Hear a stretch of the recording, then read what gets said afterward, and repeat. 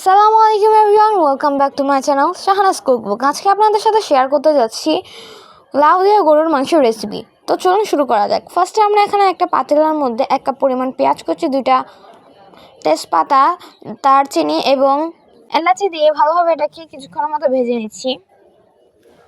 এটাকে আবার কিছুক্ষণ লাড়িয়ে দিলাম, দিয়ে দিচ্ছি পানি।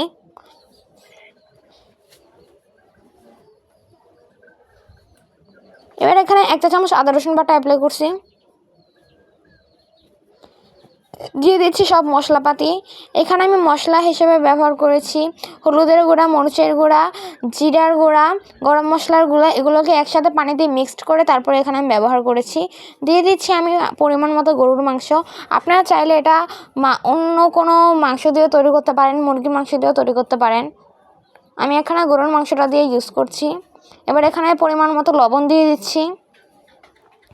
এবার এটাকে আরও কিছুক্ষণ কষিয়ে নেব।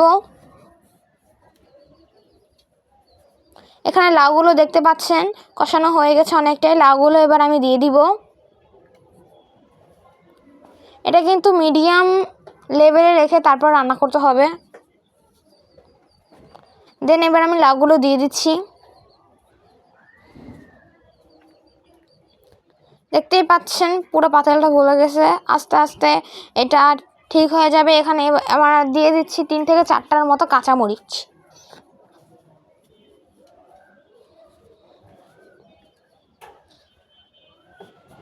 ঝালটা অবশ্য যার পছন্দ মতো দিবেন।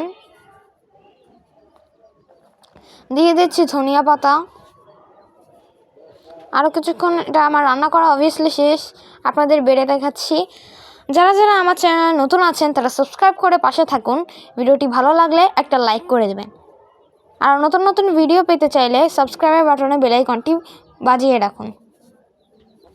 তো আজকের জন্য এতটুকুই। সবাইকে আল্লাহ হাফেজ।